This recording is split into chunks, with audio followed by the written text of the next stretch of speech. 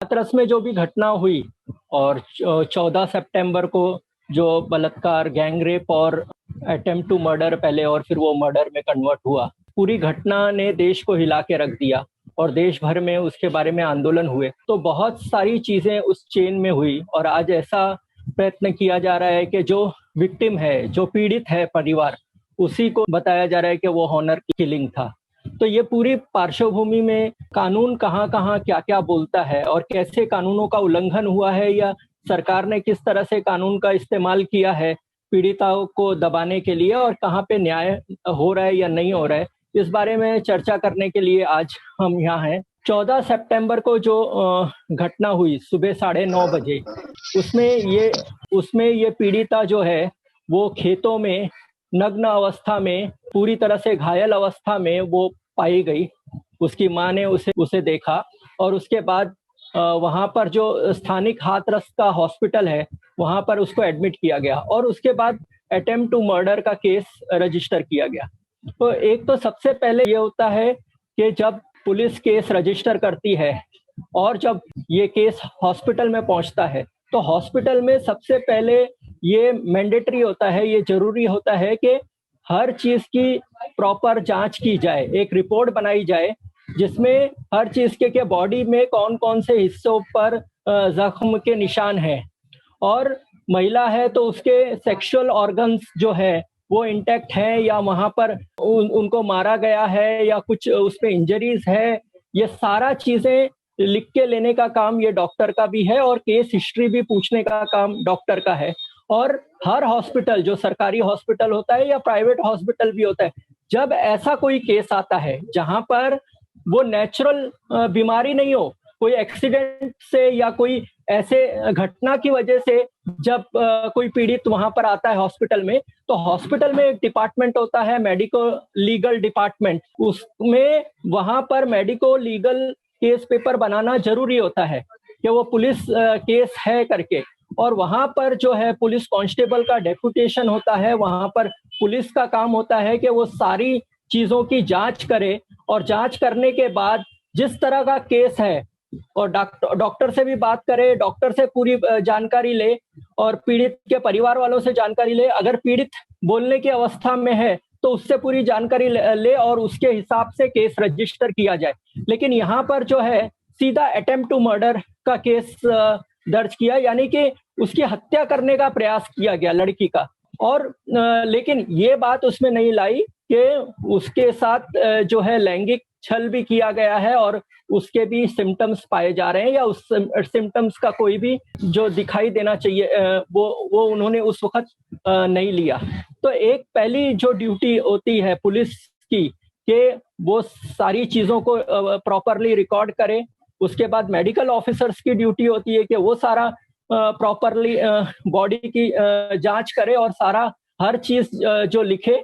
और फिर वहां पर जो हॉस्पिटल में जो पुलिस स्टाफ होता है उसका भी ड्यूटी होता है कि उसकी एक रिपोर्ट बनाए। तो इस घटना में सिंपल ये लिख दिया गया है कि सिर्फ अटेम्प्ट टू मर्डर है। फिर उसके बाद अटेम्प्ट टू मर्डर लिखने के बाद भी वो लड़की को वहां पर कहा गया कि वो यहाँ पर इसका हाथरस में ट्रीटमेंट नहीं होगा, उसको दूसरे हॉस्पिटल में शिफ्ट करना चाहिए। लेकिन दूसरे हॉस्पिटल में भेजते हुए कोई भी पुलिस वाला या कोई भी उनके साथ नहीं था, परिवार के लोगों ने ही लेके गए।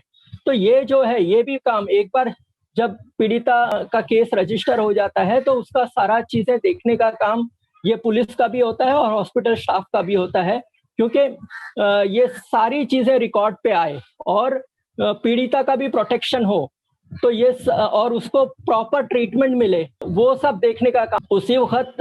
एक तो इसमें ये बताया। तो अभी रेप के केस में क्या होता है, रेप के केस में ये एविडेंस जरूरी होता है कि एक तो है कि वो पीड़िता के कपड़े जो है वो इंटैक्ट रखने चाहिए।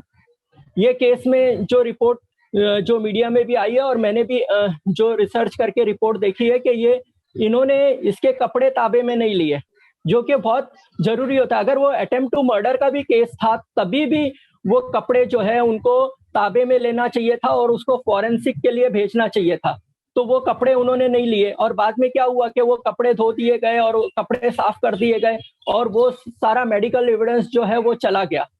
कपड़ों पर किस तरह की परिस्थिति है, उसकी जांच करना, उस पे कुछ सीमन है क्या नहीं है, ये सब देखने का काम वो पुलिस का था। लेकिन अटेम्प्ट टू मर्डर केस दर्ज होते हुए तो भी उनका काम था ये सब करने का, तो वो उन्होंने नहीं किया। घटनास्थल पर उसी वक्त पंचनामा बनाना चाहिए, वो भी उस वक्त पंचनामा उसी दिन नहीं बनाया गया।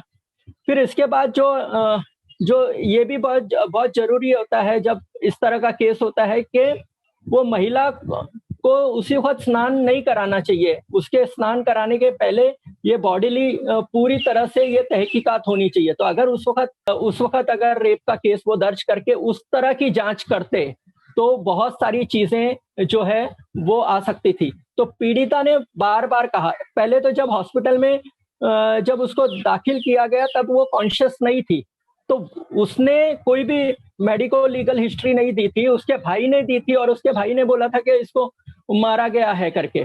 तो जो हिस्ट्री जो लिखाई जानी चाहिए वो बराबर से लिखाई नहीं गई। उसके बाद जो है, उसके बाद जब वो दूसरे हॉस्पिटल में गई तो वहां पर उसने बयान दिया, और बयान देने के बाद डॉक्टरों ने वो सारे जो है उसके वजाइना में किस तरह के निशान हैं और ये सारा बॉडीली उन लोग ने चेकअप किया, और वो उस रिपोर्ट में आया भी है। और जो ये बताया जा रहा है कि सीमन नहीं पाए गए हैं, ये तो रेप का केस का जो अमेंडमेंट हुआ है, रेप क्या होता है इसका जो अमेंडमेंट 2013 में निर्भया के केस के बाद सरकार ने जो अमेंडमेंट किया है उसमें रेप की परिभाषा को पूरी तरह से बदल दिया गया है।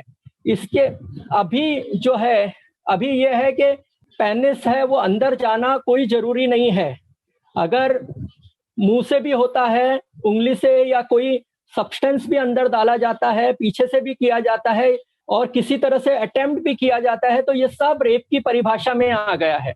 पहले ऐसी परिभाषा नहीं थी, तो ये परिभाषा बहुत ब्रॉडर है। तो इसके लिए सिर्फ सीमन मिलना या अंदर पेनिट्रेशन होना पूरी तरह से वो वजाइना में वो जरूरी नहीं है।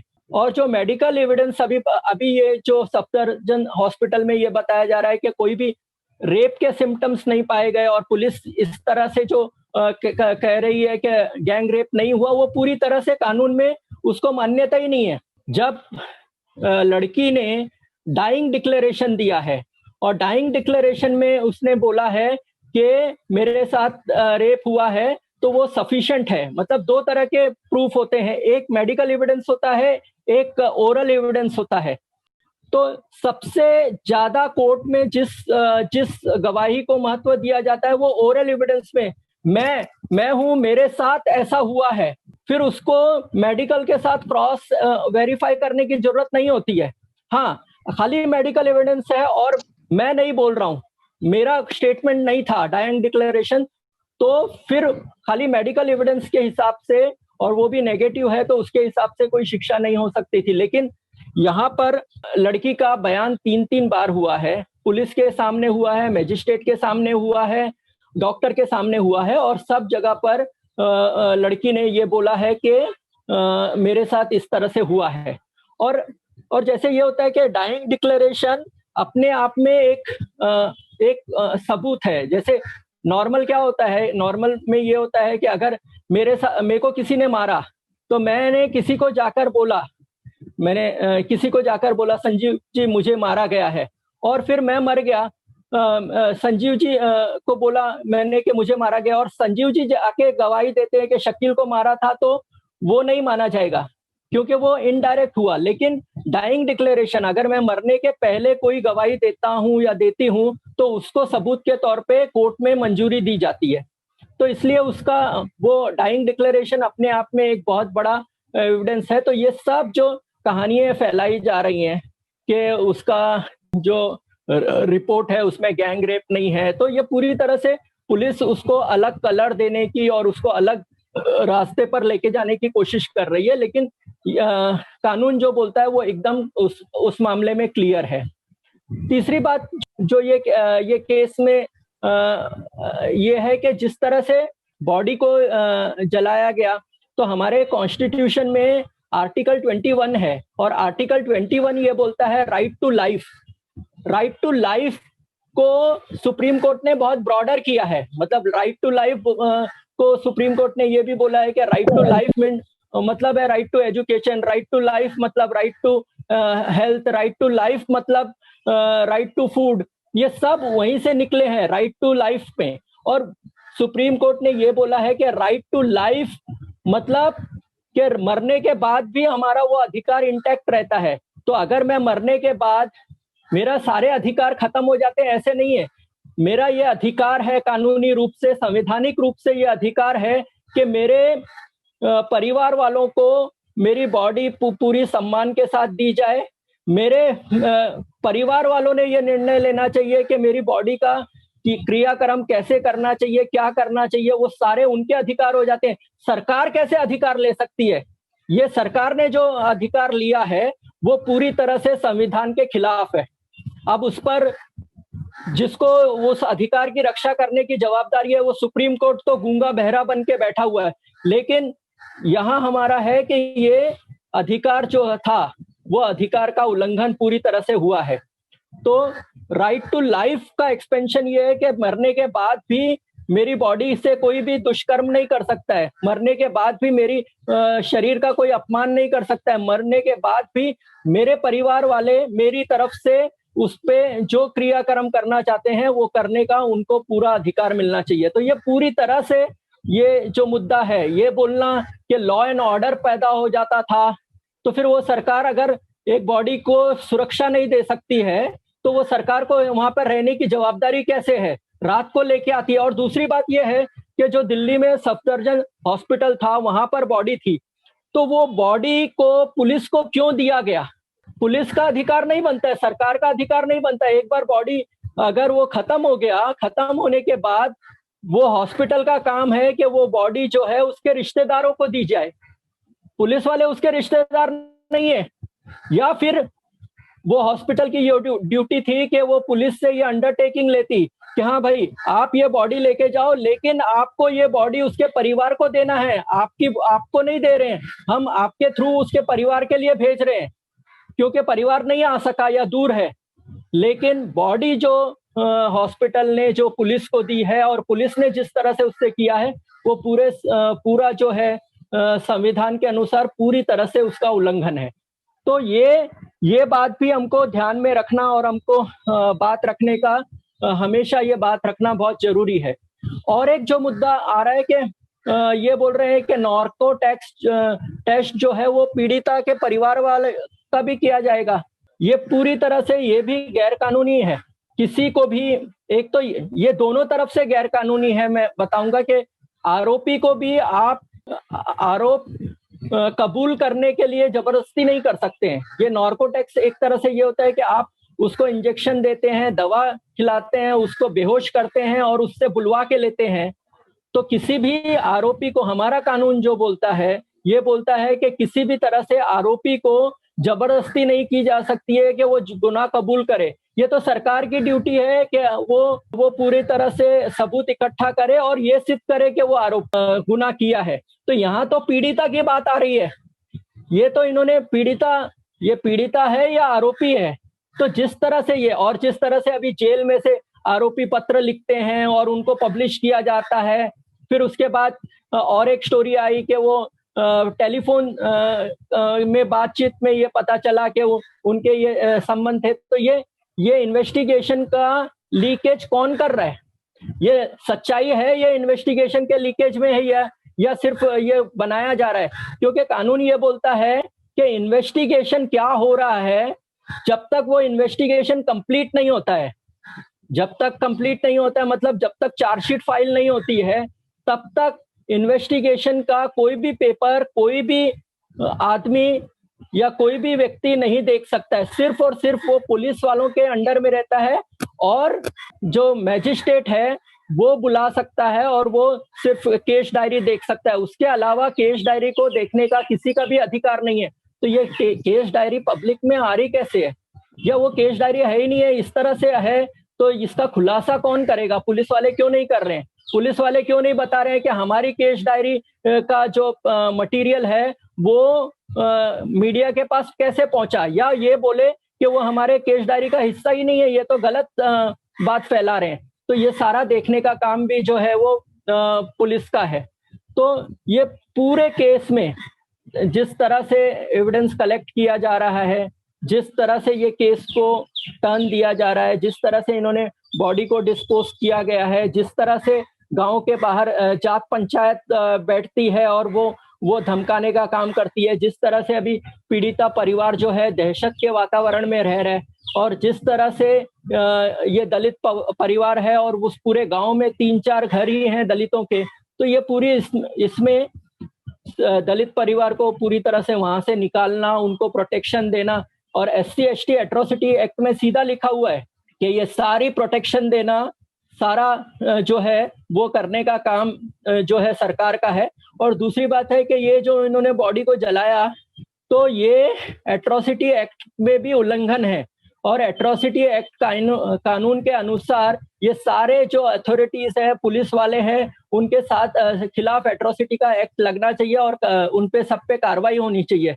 तो ये पूरा इस तरह का मुद्दा है, और इस पे कार्रवाई करना और हम सबको आवाज उठाना जरूरी है। और ये किसी एक व्यक्ति तक ये बात सीमित नहीं है, ये पूरे समाज का मामला है। और तो ये पूरा मामला इस तरह पे है। तो इसमें तो सबसे पहले तो ये चाहे CBI हो या उधर की लोकल पुलिस हो, ये मामला वो लोग हैंडल नहीं कर सकते हैं, क्योंकि इस तरह का मामले में कभी भी पीड़िता को न्याय नहीं मिलने वाला है।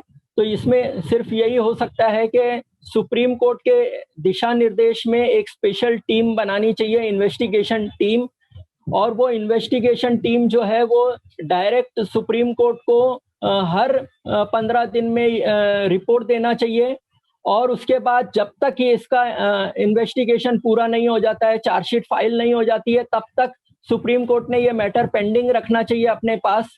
तो ये एक मुद्दा तो ये होना चाहिए कि जिससे कि पूरी तरह से उसको न्याय मिले। सिर्फ ये फास्ट ट्रैक कोर्ट बना दिया। फास्ट ट्रैक कोर्ट का जो प्रोविजन है वो कैसे होता है? फास्ट ट्रैक कोर्ट SC/ST के लिए फास्ट ट्रैक कोर्ट आप ये मुंबई सेशन कोर्ट में जाके देखिए, जो सेशन कोर्ट रेगुलर मैटर देखता है उसको और एक उसके बाजू में लिख देते हैं कि और फास्ट ट्रैक कोर्ट है, और उसमें वही रेगुलर केस चलते रहते हैं, वैसे ही चलता रहता है। किसी को एक को फास्ट ट्रैक कोर्ट बोल देते हैं, तो उससे फास्ट ट्रैक कोर्ट नहीं बन जाता है। ये फास्ट ट्रैक कोर्ट बनने से भी कोई न्याय, जब तक इन्वेस्टिगेशन पूरी तरह से अच्छी तरह से नहीं होती है, एविडेंस बरोबर से कलेक्ट नहीं होते हैं, तब तक फास्ट ट्रैक कोर्ट क्या करेगा? फास्ट ट्रैक कोर्ट तो जो मटेरियल उसके पास आएगा, या जो भी कोर्ट होगा, regular court, fast track court, कोई फर्क नहीं है, क्योंकि दोनों का प्रोसीजर एक ही है। लेकिन जो भी है वो इन्वेस्टिगेशन के हिसाब से होगा। तो इन्वेस्टिगेशन सही तरीके से होना उसमें बहुत जरूरी है। दूसरी बात यह है कि ये पूरे मामले में एक ब्रॉडर एंगल भी है, जो जाति का एंगल है। जिस तरह से ये ठाकुरों ने ये सब किया है और आज भी धमकी दे रहे हैं, तो इस पर एक अलग से कमीशन ऑफ इंक्वायरी भी बैठी जा सकती है, जिसमें उनका एंगल सिर्फ ये होना चाहिए कि ये बॉडी को जिस तरह से जलाया गया है और जिस तरह से इन्वेस्टिगेशन को खत्म किया गया है और जिस तरह से सारे एविडेंस को डिस्ट्रॉय करने की कोशिश की है, सिर्फ उतने पॉइंट पे। क्योंकि अगर ये केस का भी इन्वेस्टिगेशन करने लगे कि रेप किसने किया, नहीं किया, और ये, तो फिर वो क्या है कि वो कमीशन, ये लोग कुछ काम नहीं करेंगे, बोलेंगे कमीशन पूरा, जैसे गुंडेवार कमीशन में हुआ, जैसे श्री कृष्ण कमीशन में हुआ। तो हमारे पास कानून इतने अच्छे हैं, CRPC है, एविडेंस एक्ट है, IPC है, एट्रोसिटी एक्ट है, वो सफिशिएंट है। मतलब ये गैंग रेप में है और ये हुआ है, उसको फांसी की सजा हो सकती है, बिल्कुल हो सकती है। अब फांसी हम मानते हैं या नहीं मानते वो अलग बात है, लेकिन आज जो उन्होंने किया है उसमें वो हमारे कानून में ये है कि उसको फांसी की सजा मिल सकती है, एविडेंस को प्रोटेक्शन मिल सकता है, उनको कंपनसेशन मिल सकता है, सारी चीजें हो सकती है। अभी कानून कोई नया दिखाने का या नया मांगने की जरूरत नहीं है, लेकिन जरूरत यह है कि प्रॉपर इन्वेस्टिगेशन हो केस में, वो सुप्रीम कोर्ट के अंडर में हो, प्रॉपर रिपोर्टिंग हो, अच्छे से अच्छे ऑफिसर को उसको लगाया जाए और वो सीधा तरह से सुप्रीम कोर्ट को जवाबदार हो। और दूसरा जो सरकार ने किया है, तो एक सुप्रीम कोर्ट के रिटायर्ड जज के अंडर में एक कमीशन ऑफ इंक्वायरी बननी चाहिए, जो सिर्फ ये तय करेगा कि इसमें स्टेट का रोल क्या था और किस तरह से उसने अपना गलत तरीके से किया। तो यही ब्रॉडर हाथरस का केस है। आपके कोई भी प्रश्न हो तो वो प्रश्न मैं आपसे बात करूंगा। धन्यवाद भाई। हाँ हाँ हाँ, ये आज आज ही एक न्यूज है। हाँ ये जो होम मिनिस्टर रेप के केस में जो बंद है बीजेपी हाँ के चिन्मयानंद। चिन्मयानंद, हाँ तो हाँ उन्होंने उन्होंने वो लड़की का बयान मुझे चाहिए, हाँ ऐसा अर्जी की थी। सुप्रीम मगर कोर्ट ने रिजेक्ट किया। हाँ, उसका पूरा इन्वेस्टिगेशन होने तक सही बात है।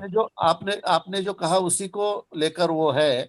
हाँ तो यदि वैसा है तो जो इन्वेस्टिगेशन चल रहा है, तो इन्वेस्टिगेशन लीक कैसा हो रहा है? सही बात है। ये और ये केस मायने में जो रखती है। सुप्रीम कोर्ट ने एक स्टेप आगे गया है। हाँ ये हाँ सुभाष भाई, इसमें क्या हुआ है कि इसमें इन्वेस्टिगेशन कंप्लीट हुआ है। हाँ हाँ हेलो। और हाँ। इन्वेस्टिगेशन कंप्लीट होने के बाद चार्जशीट फाइल हो गई है, और उसके बाद उन्होंने बोला है कि 164 का स्टेटमेंट लड़की का हमको दिया, राइट चार्जशीट राइट। फाइल हो गई है, ऐसा है। बराबर। लेकिन 164 का स्टेटमेंट क्या होता है कि दो तरह से स्टेटमेंट लेती है पुलिस वाले कोई भी केस में। एक 161 का स्टेटमेंट होता है जिसमें विटनेस को साइन करने की जरूरत नहीं है, कुछ वो करने की जरूरत नहीं है, पुलिस खुद ही लिख के लेती है उसका स्टेटमेंट क्या है। लेकिन 164 का स्टेटमेंट जो है वो मैजिस्ट्रेट के सामने होता है। हाँ 164 का स्टेटमेंट ओथ के साथ होता है। 164 के स्टेटमेंट में उसकी साइन होती है। तो वो स्टेटमेंट जब होता है तो उससे कभी भी विटनेस पीछे नहीं जा सकता है, नहीं तो उसके उसके खिलाफ परजुरी की कार्रवाई हो सकती है। तो इसलिए वो स्टेटमेंट का सबसे ज्यादा महत्व होता है। यहाँ पर जो चिन्मयानंद के केस में ये हुआ है कि चार्जशीट फाइल हो गई है और उसके बाद वो गया है कि अभी दे दो। लेकिन कोर्ट ने बोला है कि सिर्फ चार्जशीट फाइल होने से नहीं होता है, कोर्ट को जो है चार्ज फ्रेम करने दो पहले। हाँ हाँ तो वो हाँ एक स्टेप आगे गया है, चार्जशीट से भी एक स्टेप आगे गई है सुप्रीम कोर्ट। हाँ। तो वही मैं ये कह रहा था कि ये जो मुद्दा है वो इस केस को या ऐसे जो भी बिल्कुल केसेस इसके बाद होंगे उसके बिल्कुल। लिए वो काफी मददगार भी हो सकते हैं ना, नहीं क्या? पहले से ही ऐसा कानून है, और उसको वापस से सुप्रीम कोर्ट ने वापस से वो बोला है। हाँ, मतलब एक स्टेप आगे गया है। इनका कंटेंशन था कि चार्जशीट फाइल हो गई है तो अभी दे दो, लेकिन सुप्रीम कोर्ट एक स्टेप और आगे गया कानून से भी, और बोला है कि पहले चार्ज फ्रेम होने दो, मतलब केस चालू होने दो। हाँ सर, डॉक्टर रावचर बोल रहे हैं गोली से। हाँ जी बोलिए।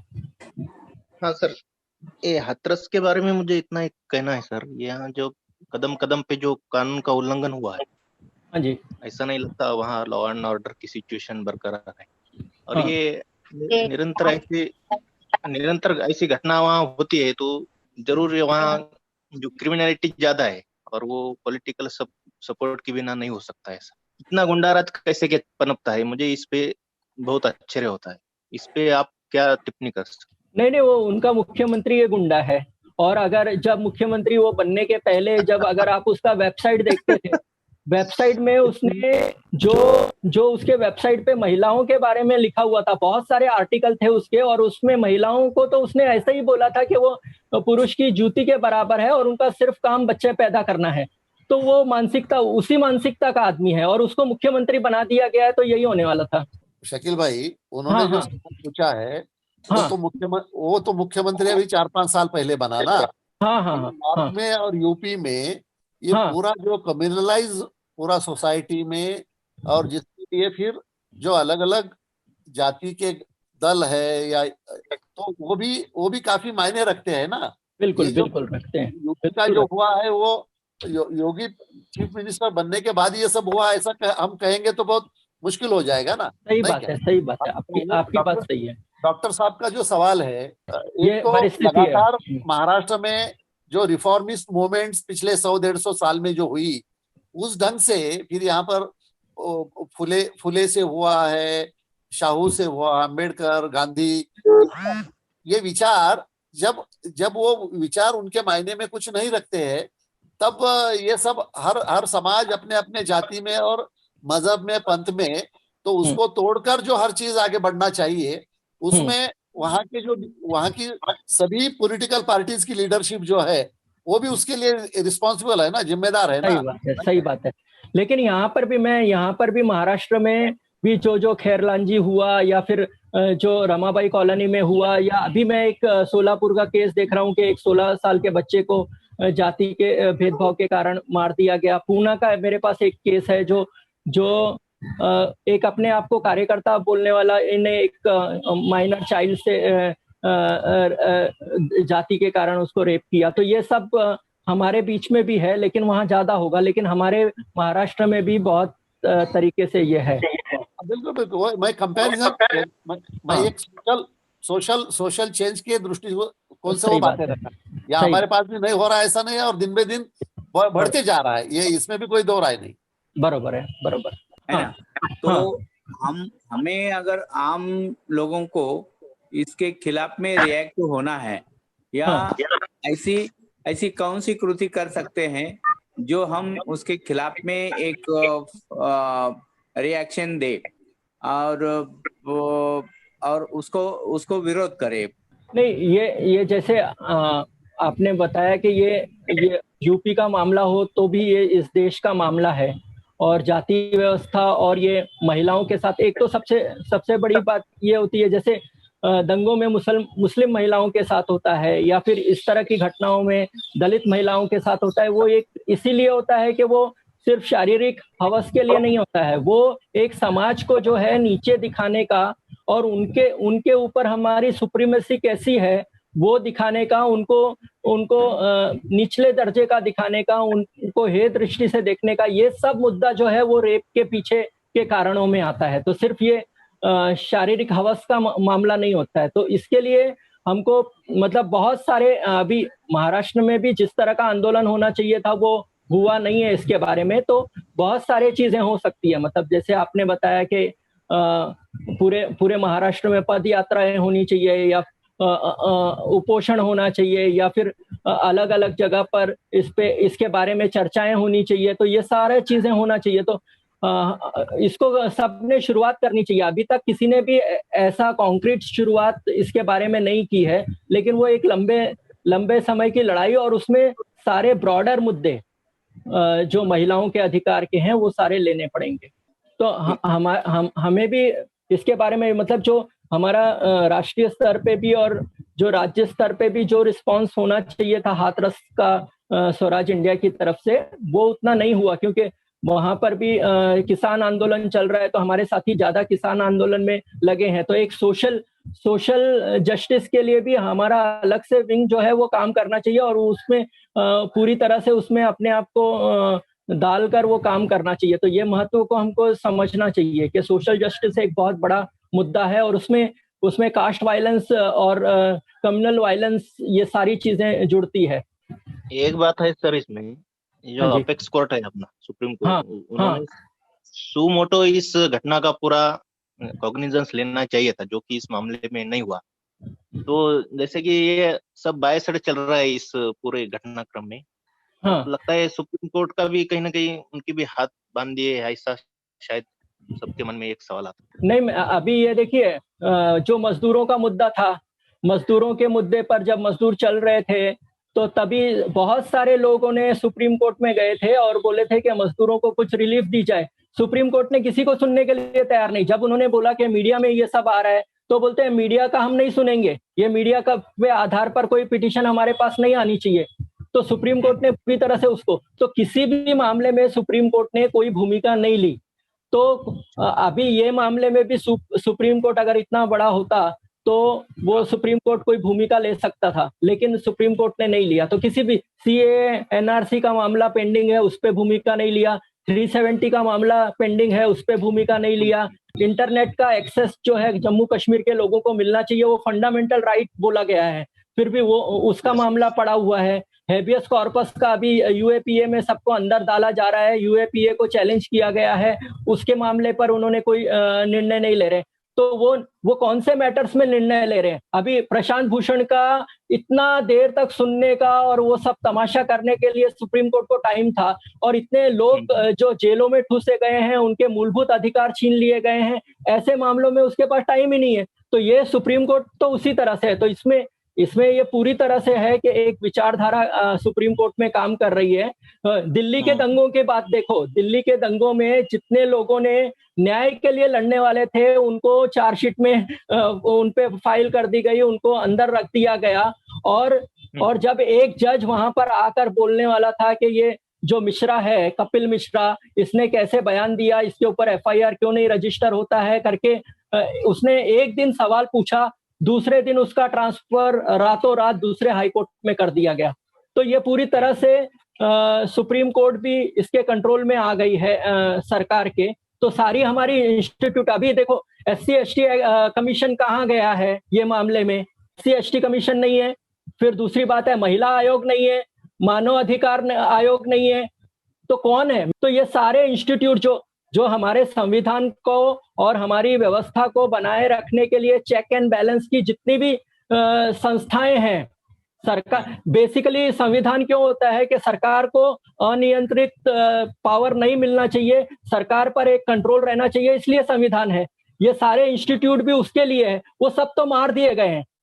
तो फिर अभी सरकार पे चेक कौन रखेगा? तो वो तो बहुत बड़ा मुद्दा है। बराबर है सर। जैसे निर्भया केस में जैसा पब्लिक आउटरीच हुआ था, उसमें हाँ। उससे अगर तुलना की जाए तो ये सरकार ने बहुत ये कहीं ना कहीं ये मामला दबाने की कोशिश की। और निर्भया मामले में नहीं, उसमें निर्भया मामले में ये जो उस वक्त केंद्र सरकार में जो सरकार थी उसको उखाड़ के फेंकना था, उसके लिए संघ परिवार, बीजेपी, मीडिया, सारे लोगों ने इकट्ठा आकर उस सरकार को उखाड़ के फेंक दिया, निर्भया के बहाने या करप्शन के बहाने या अलग अलग बहाने। आज वैसा नहीं है, इसलिए मीडिया उतनी फोर्सफुल में उतरेगी नहीं, इसलिए दूसरे लोग उतरेंगे नहीं, इसलिए आज का क्या RSS वाले आके रास्ते पर आंदोलन नहीं करेंगे? वो तो बोलेंगे क्या ठीक है, ये उस वक्त ब्राह्मण के साथ हुआ था, इस वक्त ठाकुरों ने किया है, ये तो दोषी है। तो ये पूरा जो गणित है वो गणित अपना काम करेगा। तो उस वक्त का और आज की राजकीय स्थिति एकदम उल्टी है, तो आज उसको समर्थन नहीं मिलने वाला। अच्छा शकील भाई, एक अभी इन्होंने जो बोला है ना कि दंगा भड़काने के लिए कोई एक संगठन को बाहर से मदद मिली है और वो भीम आर्मी के साथ उसके साथ उत्तर प्रदेश में दंगा भड़काने के लिए, वो मैटर क्या है जरा समझाइए। ये देखो अलग अलग चीजें वो कर रहे हैं। अभी ये सरकार को लोगों का ध्यान, अभी इनके खुद के कैडर को कुछ ना कुछ इनको देना है कि वो कैसे इस कॉर्नर हो चुकी सिचुएशन में उनको कैसे हथियार मिल सके और वो कैसे अपनी आवाज रेस कर सकें। तो उसके लिए अलग अलग चीजें हैं। एक है कि ये तो रेप हुआ ही नहीं है, दूसरा है ये हॉनर किलिंग है, तीसरा है कि ये फॉरेंसिक में कुछ सब्सटेंस ही नहीं आया है, चौथा है कि उसके घर वालों ने उसको मार दिया होगा, पांचवा है कि ये जो है यूपी को बदनाम करने के लिए ये अंतर्राष्ट्रीय साजिश का है। तो ये कुछ ना तो कुछ मीडिया के लिए, उनके कैडर के लिए कुछ ना कुछ मटेरियल बनाया जा रहा है, जनरेट किया जा रहा है, मैन्युफैक्चर किया जा रहा है, ताकि ये लोगों को कुछ ना कुछ लड़ने के लिए आधार मिलता रहे और दूसरे जो लोग जेन्युइनली लड़ रहे हैं उनकी बातों को दबाया जाए और एक कंफ्यूजन क्रिएट किया जाए। तो आप अगर लड़ नहीं सकते हो, हमको लॉ में भी बोलते हैं कि अगर हम जज को कन्विंस नहीं कर सकते हैं तो जज को कंफ्यूज कर दो ताकि वो कंफ्यूज होकर हमको छोड़ दे। तो ये लॉयर का काम होता है कि एक है वो पहला उसका ये होता है कि कन्विंस करे, कन्विंस नहीं कर सकता है तो उसको कंफ्यूज कर देने का। तो यही हो रहा है मुझे लगता है। इन्वेस्टिगेशन है और सही तरह से हो रहा है क्या? आपकी क्या राय है? नहीं, इन्वेस्टिगेशन होगा ही नहीं इसमें, ये लोग तो करेंगे ही नहीं इन्वेस्टिगेशन। तो ये जो एजेंसी है अभी वो नहीं करेगी, इसलिए मेरा यही मानना है। और अभी जो तीस्ता सेटलमेंट ने एक पिटीशन भी डाला है और उन्होंने 3 मांगे की है सुप्रीम कोर्ट के सामने। एक उन्होंने बोला है कि सुप्रीम कोर्ट के अंडर में इन्वेस्टिगेशन होना चाहिए और सुप्रीम कोर्ट को डायरेक्ट जो है वो आंसरेबल होनी चाहिए सुप्रीम कोर्ट एजेंसी, और वो सरकार को आंसरेबल नहीं होनी चाहिए। दूसरा है कि विटनेस प्रोटेक्शन मिलना चाहिए। तीसरा है कि जो है फैमिली को प्रोटेक्शन मिलना चाहिए और सारी चीजें होनी चाहिए। तो ये बातें तो करते हैं, नहीं तो इन्वेस्टिगेशन नहीं हो सकती है। कैसे होगी इन्वेस्टिगेशन? कल में आपकी जो खनता ये जो घटना हुई बहुत ये है दर्द देने वाली है, जो हाथरस में हुई। उसके बारे में हम नौपाड़ा पुलिस स्टेशन में कल 7-8 संगठन के लोग मिलके गए थे, एक एप्लीकेशन लेके कि हमको प्रोटेस्ट करना है। हम लोग ऐसा ह्यूमन चेंज करने वाले थे हाँ तो नौपाड़ा पुलिस स्टेशन ने पूरी तरह से नकार दिया कि आप नहीं ये कर सकते, क्योंकि ऐसा किया तो आप कानून का उल्लंघन कर रहे हैं। तो क्या फिर भी हम संडे को वागले स्टेट में करने वाले हैं। उन्होंने हाँ नोटिस दिए, ये हाँ जो महामारी का अगेंस्ट जो रूल है, हाँ तो उसके वो रूल का आधार लेके हम अरेस्ट करेंगे आपको। हाँ तो ऐसा होता है क्या? लेकिन बम्बई में कई सारे एरिया में हुए प्रोटेस्ट हो हैं रहा है। हुए हैं हाँ, हुए हैं वो तो हुए होना हैं। ही चाहिए कि हम हाँ लोग इंसान है इसके हैसियत से, क्योंकि बाकी कोरोना की वजह से बाकी और कुछ नहीं कर सकते, लेकिन जगह जगह पे इलाकों में ये होना चाहिए। जैसे बिल्कुल। थाना में हम लोग कर रहे हैं, लेकिन कल पूरी तरह से उन्होंने हमको ना कर दिया। हमने रेटर जो दिया था उसके ऊपर नोटिस दिया कि आप ऐसा नहीं कर सकते, उल्लंघन है क्योंकि कोरोना है। नहीं, अभी नवी मुंबई में अभी 2 दिन पहले हुआ है प्रोटेस्ट। फिर उसके बाद चैत्य भूमि पर 2 दिन पहले हुआ है। उसके 2 दिन पहले जो है चेंबूर में हुआ है तो प्रोटेस्ट। फिर उसके बाद कार्टर रोड में 1 हफ्ता पहले मुंबई में हुआ है। तो बहुत जगह पर प्रोटेस्ट हुआ है। और जो चैत्य भूमि पे था, मैं खुद था, तो पुलिस ने पूरी तरह से सहयोग किया था। तो पुलिस को ये बोलना चाहिए कि जगह जगह पर हो रहे हैं और ये हमको प्रोटेस्ट करने का आपको देना चाहिए। हम लोग मास्क लगा के रखेंगे, सोशल डिस्टेंसिंग पालेंगे, लेकिन हमारा राइट टू प्रोटेस्ट जो है वो आप छीन नहीं सकते हैं। तो ये इनको समझाना पड़ेगा, क्योंकि ये सरकार ने तो प्रोटेस्ट करने के लिए देना ही चाहिए। और वैसे भी हमारा प्रोटेस्ट करने का अधिकार जो है वो कोई कानून से नहीं आता है, वो तो हमारा मूलभूत अधिकार है। मतलब संविधान ने दिया है आर्टिकल 19 में कि हर एक व्यक्ति को प्रोटेस्ट करने का अधिकार है। अभी एक सुप्रीम कोर्ट ने उसके उलट में जजमेंट दिया और वो सब तमाशा सुप्रीम कोर्ट का चल रहा है, लेकिन ये हमारा मूलभूत अधिकार है। सिर्फ कानूनी प्रक्रिया थोड़ी सी है कि हाँ भाई, आप कोई वेपन लेके नहीं जाओगे, आप किसी को इजा नहीं पहुंचाओगे, आप एक टाइम लिमिट में आप पुलिस को सहयोग करोगे, ये सब चीजें बंधन लगा सकते हैं, लेकिन प्रोटेस्ट का अधिकार जो है कोई छीन नहीं सकता है। तो सिर्फ ये होने के कारण प्रोटेस्ट का अधिकार छीन लेना, वो पुलिस गलत काम कर रही है और हमको उनको समझाना चाहिए। ताकि वागले स्टेट के जो पुलिस स्टेशन है उन्होंने दिया है खाली 25 से ज्यादा इकट्ठा मौत हुई है, आप ऐसे बोले। और ये नौपाड़ा पुलिस स्टेशन हमको कितनी आधा घंटा तक समझा रहे थे। मुझे भी बोलो, आपकी उम्र कुछ हुआ तो क्या करेंगे। तो वो पुलिस स्टेशन को बताओ। वो दोनों पुलिस स्टेशन का शायद डीसीपी अगर एक ही होगा तो जाके डीसीपी से मिलो, बोलो कि आपका एक पुलिस स्टेशन हमको दे रहा है और दूसरा पुलिस स्टेशन परमिशन नहीं दे रहा है, आप जरा सहयोग कीजिए। हम तो महिलाओं के अधिकार के लिए बात कर रहे हैं, आपके खिलाफ कुछ नहीं है। आप ऐसे बात करना पड़ेगा। सर, निर्भया केस से जैसे वो रेपिफ्टिंग के लिए एक प्रोटोकॉल कोर्ट ने इशू किया था, हाँ तो उसमें जैसे 24 आवर्स में उसका एग्जामिनेशन होना चाहिए। तो इस केस में मुझे नहीं लगता हुआ होगा, क्योंकि बाद में हाँ वो तो डिस्कस हो जाते हैं जो एविडेंस हाँ है।